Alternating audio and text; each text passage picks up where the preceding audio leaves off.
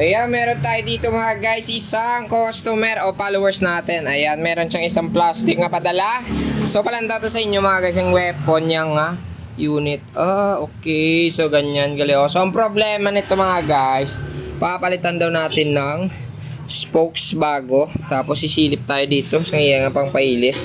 Meron siyang dala ditong hub weapon din. Pero naka-ratchet type to, weapon hammer eh.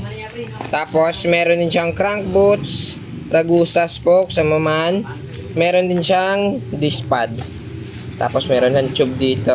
Ikakabit natin yan sa unit. And then, puputulin natin to. Puputulin natin yung spokes niya. So, tara. Umpisa na natin para at least madali matapos. Let's go. Ulog muna natin yung kabyada. Ayan. Tapos, bubuksan na. Ay, bilat siyang electric. Gato. Ariyan ito. Ikaw ba? Baltsag dan do bakod-bakod ka kaysa sakon eh. Tara, trapo. Yun. Ganito yung ginagawa namin pag hindi namin matanggal yung QR. Nilalagyan namin ng trapo. O tela. Yan.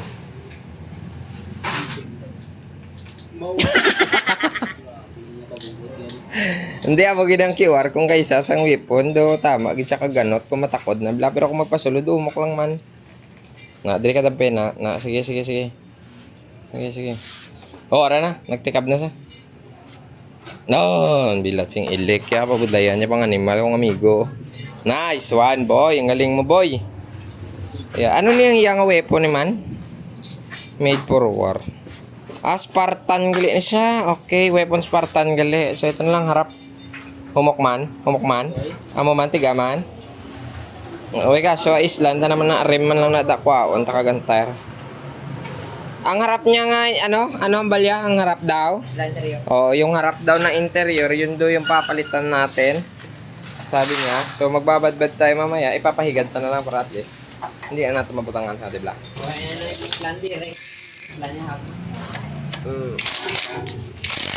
Yun na. Ayan. Tulong. Opat. Lagay muna tayo ng spokes sa may harapan. So ito na yung likuran. Ayan. Smooth lang. 32 man. 39 euro. Gago! Ulo muna natin yung spokes niya para maalay na natin. Sa isaw na muna pinaka-uting animal yaw. Ito yung papalit nating disc pad guys. So kailangan muna tanggalin natin to. Ayan. Makapal pa naman sana kaso gusto niya lang palitan. So tanggalin muna natin dito yung niya, yung pin niya. Kailangan natin tanggalin to. Yun. Atak. And then tulak. Lalabas. Ayan. Kapal pa sana. Wala, gusto niya talaga bago eh. So ito na guys. Yaw. Goods na. And ito na yung mga guys, yung last natin na wheel set na ikakabit kasi yung hulian natakod na. Ayan. So ito ikakabit pa natin to.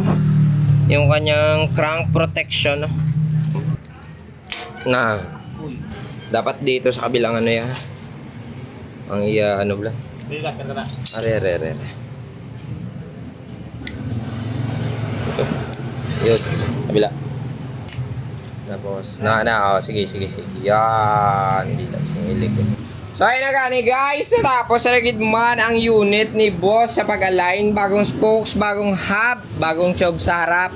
Tapos, yung disc pad niya, ayun nakabit na natin yung kulay pula. Tsaka yung likod, andito na rin. Ayan. So, ayan na po yung unit natin.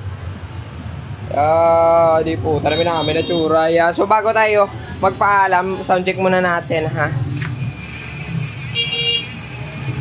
Ang hina niya. Pero okay yan kasi hindi habuli ng aso. So maraming salamat. God bless. Hanggang dito na lang tayo. Paalam.